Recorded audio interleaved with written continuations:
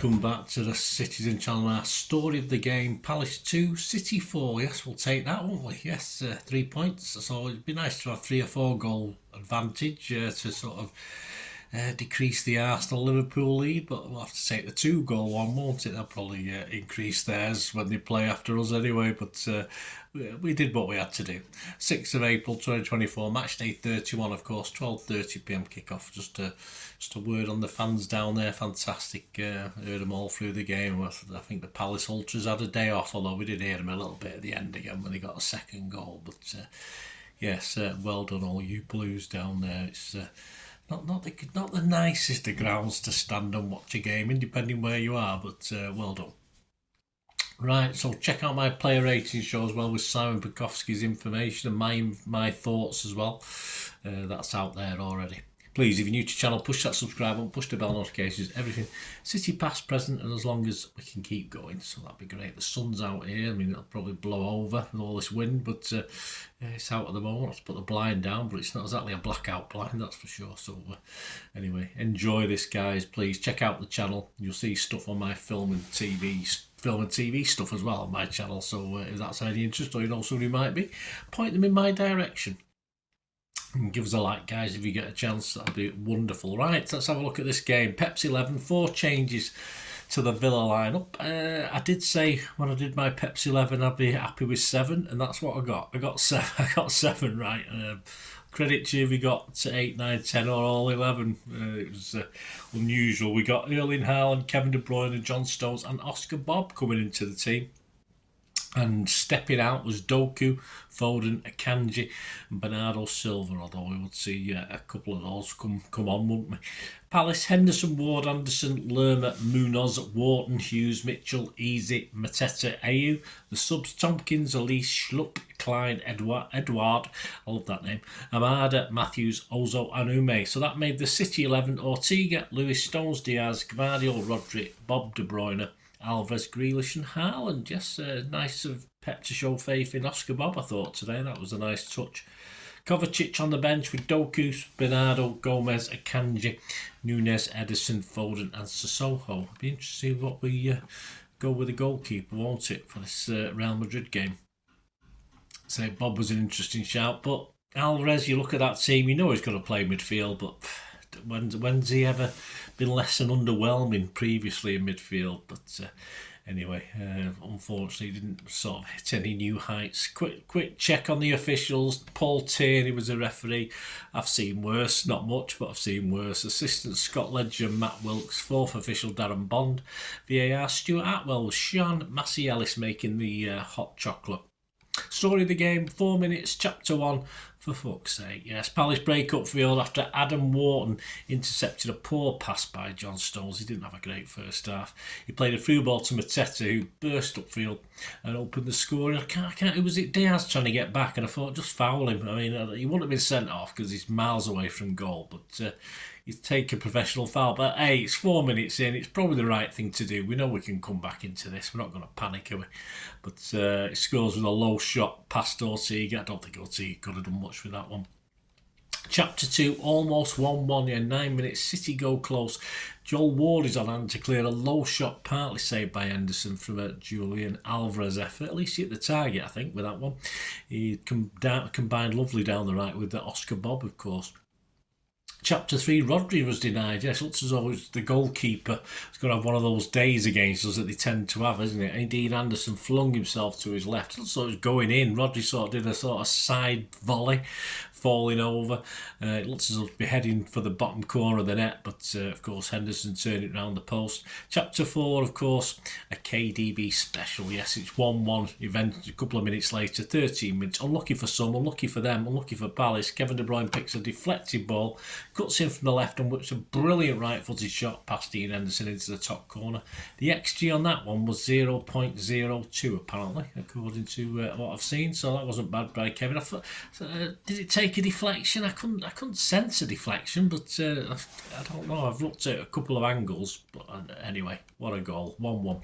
Chapter 5, just catch it. Yes, 18 minutes I thought Ortega had a good game, but elected to punch a ball that he probably could have caught in theory, and his punch was absolutely rubbish, and it fell for Jordan Ayew. If he'd been a little bit better, might have put a shot on target, but just outside the penalty area, he shot it over the bar, fortunately for City, so a bit of a mistake from Ortega there.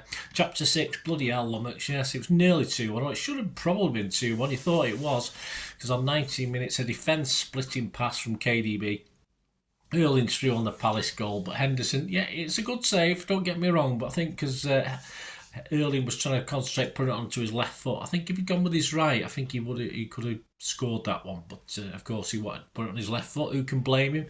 A little bit obvious, opened himself up, and a good save by the keeper, but perhaps Haaland could have done better, but it was a good save. Chapter 7, Alvarez can't hit a barn door. He can't. His finishing has gone a little bit apart from that goal when it went through the goalie's hands the other week.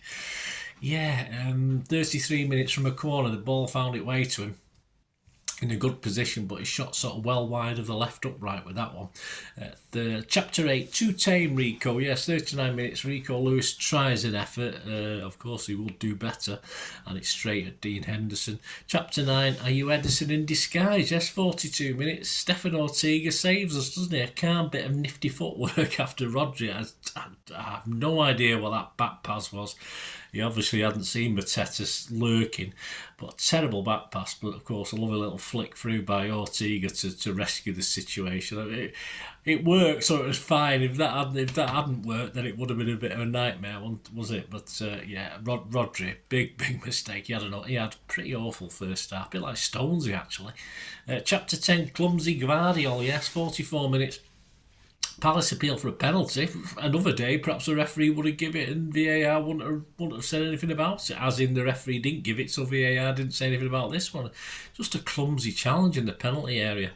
All right, 70-30. I don't know if it was definitely not a penalty, but you would not be surprised if that had been given, and at 44 minutes that would have been a bad time to concede, wouldn't it? And just to make things worse for Gvardiol, on Chapter 11 he gets a yellow. Yes, 45 plus 2 minutes, Gvardiol gets booked for a foul on Mateta. No surprise when Pep pulls him off, really, because I don't think he'd had a great half. The intermission, if you like, half time 1-1, we had some half chances, but so easily could have been behind in that game. So we had to up our game, I thought, at half time. That's a comment I made. I think we sort of did, didn't we? Akanji came on Gvardiol, so it seemed to improve the balance of the team. Although, of course, Akanji came over to play left back. There you go. Is that where he is for Real Madrid? Chapter 12, Lewis likes a goal versus Palace. He certainly does, because on 47 minutes, Grealish crosses into the penalty area, and it sits up nicely for Rico Lewis. He spanks it in the bottom corner. I think it took a deflection, but it looks as though it could have been going in anyway. It looks as though it was on target. That's 2 Premier League goals now for Rico, both against Palace, so he likes a goal against Palace. Chapter 13, Grealish, high, wide and handsome, part 1. Yes, 56 minutes, we take a corner, it's pulled back to Jack Grealish. Plenty of time, no marker, and he just shoots high over the bar from distance. Get it on target, gets a deflection, it might go in the goal, but hey, it's Jack Grealish we're talking about, not Mahrez, isn't it? Chapter 14, KDB starts and finishes, well, almost. 59 minutes, De Bruyne overhits a cross from the left into the Palace area, but Bob manages to collect it out towards the touchline, and the ball is then pinged back to De Bruyne, who curls a shot, and he looks as though he's all set for it, but it goes high and wide, unfortunately. Perhaps he's watching Grealish too much. Chapter 15, number 30 for our big Lummox, of course. 66 minutes, it's 3-1. Grealish good again in the build-up, slipping the KDB into space in the penalty area. Erling gets in front of Jefferson Lerma, but the ball is slightly behind him from KDB, not perfect, but he manages to from behind him. But we've seen him do that before, and it was on the ground, so he couldn't do a spectacular scissors kick, did it? So, but it was behind him, and he sort of just got it on goal from about 6 yards out. A well taken, superb goal, better than his effort in the first half, or generally that was his best effort of the match. Chapter 16, 100 up, of course. On 70 minutes, it's 4-1. Grealish again plays the ball into the penalty area from the byline. Rodri sort of just a nice little touch back for Kevin De Bruyne, and he sends a screamer with his wrong foot this time into the back of the net, and that's 100 goals up for Kevin. Said this one with his weaker foot. 74 minutes, Nunes and Kovacic on for Alvarez and Rodri. Chapter 17, a Diaz block. Well, we're used to seeing these, aren't we? Another Diaz block, I perhaps should have said, shouldn't I? 81 minutes, an error by Akanji, I think, on the left, in the left back spot, allows Edouard to shoot from 7 yards. His effort is blocked by Diaz and then finally cleared by Stones. Chapter 17, just reward. And yeah, and this is for Palace, 86 minutes. It's 4-2. Edouard pokes on from close range at the near post after a ball is crossed his way by Schlupp. Diaz is sort of blindsided by the striker. He had him in his vision, then he sort of got behind him and in front of him. And I thought that was good reward for Palace because they'd gone very positive. I mean, once you're 4-1 down, I suppose that was a good move by the manager, but they were very, very positive as City rung a couple of changes.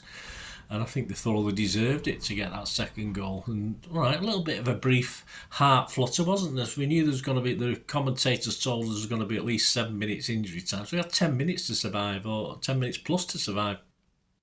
And it's a shame for Gomez because he was stripped ready to come on before that second goal went in, and that's it. That saw him not coming on the pitch off. So I feel a bit sorry for poor Gomez.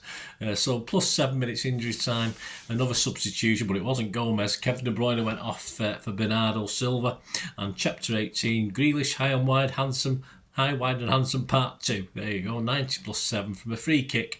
It's played up to Grealish, who cuts inside superbly, does every single thing right he could do, and then sends a shot high and wide. It would have been glorious, but I think we all knew what was going to happen with that one, didn't we?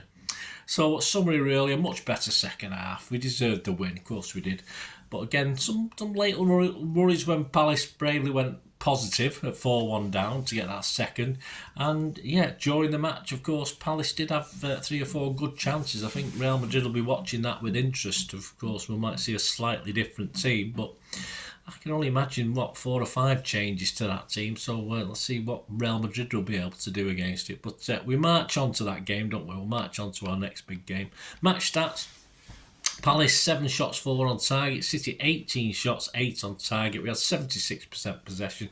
Passes 264 for them, 833 for us. Pass accuracy for them, not great, 76%. Ours was okay, a good 91%. We hit 92, that's very good. Fouls 13 from them, 3 by us. Yellows just 1 each. Offsides 2 for them, 1 for us. Corners 2 for them, 9 for us. And yes, XG on this one is around 1.2, 1.22 again for Palace, and 1.8, 1.82 for City, so around that. And as I said, of course, that KDB first goal was a 0.02, so yeah, not bad going. So the table before Liverpool and Arsenal play, because let's assume they're going to win, but you never know, fingers crossed. Liverpool stays top, even though we're on the same points, because they have a +2 goal difference on us. And Arsenal currently relegated back into third with 68 points. So if they can get a win, they'll go above us. If Liverpool can get a win, they'll be above us. They'll still be above us. But they're playing United. I've got no chance. After United will be on fire tomorrow. Yeah, I've got my fingers crossed, lads. I mean, I can't believe that for one moment. They can't repeat the FA Cup match, surely. Liverpool can't fail to score that many times again. But anyway, we'll see. At the moment, we're sat second. So only -2. Goal difference, but I say Liverpool have got a chance to add to that, haven't they? And Arsenal, of course, are way out, 8 goals ahead of us as well. So please, coming soon, of course, the player rating show is out there already. Have a look at that, guys, if you've not already watched it. See what I think and what Simon Bukowski thinks. And of course, on Sunday, I'm recording this on Saturday, the Pepsi 11 for Real Madrid. Who's going to play in goal? Let me know what you think, guys. Has Ortega earned a chance to start this game in Madrid, or will Madrid play a high press where I think Ortega's been very fortunate the last 3 games. None of the teams we've played, Arsenal, Villa or Palace today, have really pressed us at the back to test Ortega's qualities in that regard, which we know aren't quite as good as Ederson. But after that Cruyff turn today, who knows? Who cares? We can have him in, can't we? Based on that, his confidence is flying at the moment. So let's see. Anyway, let me know your thoughts on this game. Let me know your thoughts. Looking forward to Real Madrid, and of course listening to my Real Madrid preview. And give us your thoughts on there. Thanks for watching, guys. Until we meet again. And that's one thing, don't I? Please stay safe, Blues. Come on, City. Bye for now.